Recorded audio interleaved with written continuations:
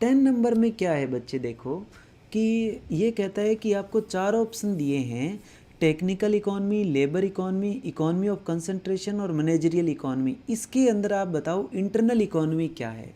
तो बच्चे इस क्वेश्चन को आप डिटेल में स्टडी कर लेते हैं तो आपको कभी भी ये क्वेश्चन, अगर वो और भी क्वेश्चन इसके अंदर से पूछेगा तो आपको प्रॉब्लम नहीं आएगी। देखो वो क्वेश्चन क्या है।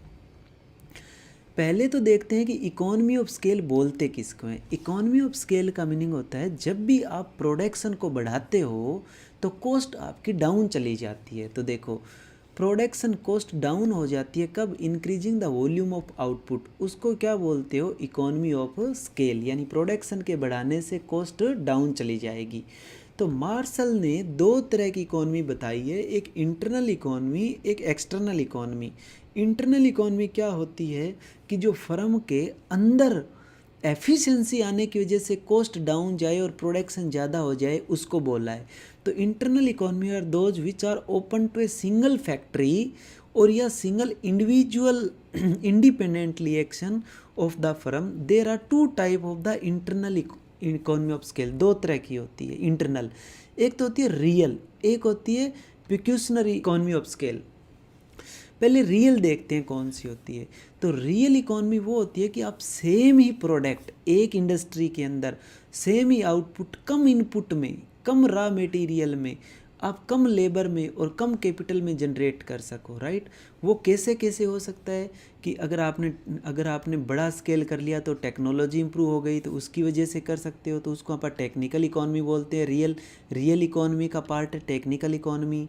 दूसरा मार्केटिंग, अगर आपकी फर्म बड़ी हो गई है तो मार्केटिंग कॉस्ट कम आएगी क्योंकि फर्म जो लार्ज नंबर पे एडवर्टाइज़ करेगी तो पर यूनिट प्रोडक्शन कॉस्ट कम हो जाएगी। तीसरा लेबर को, वो मान लीजिए जो जब कोई फर्म लार्ज हो जाती है तो वो हाई वेज देती है, इसलिए स्किल्ड लेबर उनके पास आती है।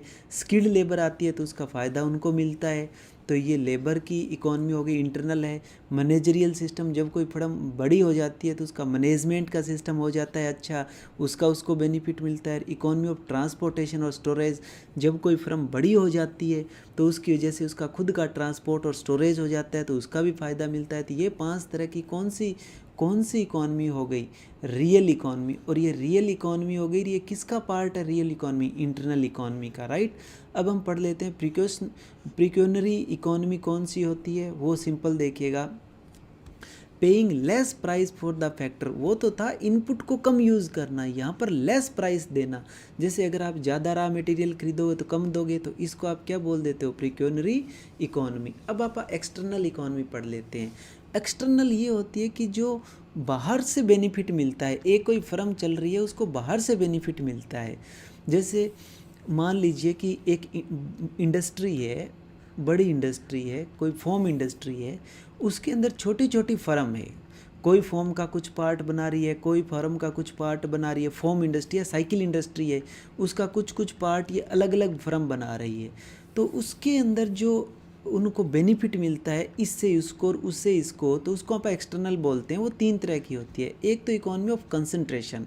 कंसंट्रेशन का मीनिंग ये सारी जगह एक इकट्ठी होती है, उस इकट्ठी होने की वजह से उनको आपस में फ़ायदा मिलता है क्योंकि कॉस्ट कम हो जाती है।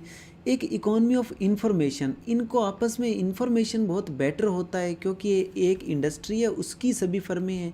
और economy of the disintegration. Disintegration का मीनिंग हो गया कि ये एक अपने में स्पेशलाइज करेगी, साइकिल का कोई मान लीजिए टायर बनाएगी, कोई साइकिल का हैंडल बनाएगी, तो ये डिसइंटीग्रेट होंगी तो स्पेशलाइजेशन होगा, यानी डिवीज़न ऑफ लेबर होगा, तो उसका भी इनको फ़ायदा मिलेगा। तो ये बेसिकली एक्सटर्नल इकोनॉमी होगी। तो अब आप पढ़ते हैं, देखो टेक्निकल इकोनॉमी देखते हैं नोट्स के अंदर। टेक्निकल इकोनॉमी कहाँ आई? ये रही, रियल का पार्ट है। और रियल किसका पार्ट है? इंटरनल का, तो आएगी। लेबर इकोनॉमी, लेबर इकोनॉमी कहाँ आई? ये रहा, ये रियल का पार्ट है और रियल इंटरनल का है, तो आएगी। Economy of concentration, economy of concentration है बाहर का पार्ट। इकोनॉमी ऑफ कंसंट्रेशन का मीनिंग है सब इकट्ठी हो जाएगी तो उसके इकट्ठे होने की वजह से उनको फ़ायदा मिलेगा। क्यों?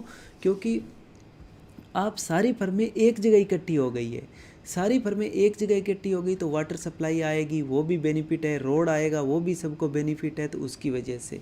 और इकोनॉमी ऑफ इंफॉर्मेशन और डिसइंटीग्रेशन, ये सारे क्या हैं? एक्सटर्नल। तो मैनेजरियल इकोनॉमी देखते हैं भाई। मैनेजरियल इकोनॉमी क्या है? किसका पार्ट है? रियल का, रियल क्या है इंटरनल का, तो इसलिए आपका आंसर हो जाएगा 1 2 और 4। ठीक है,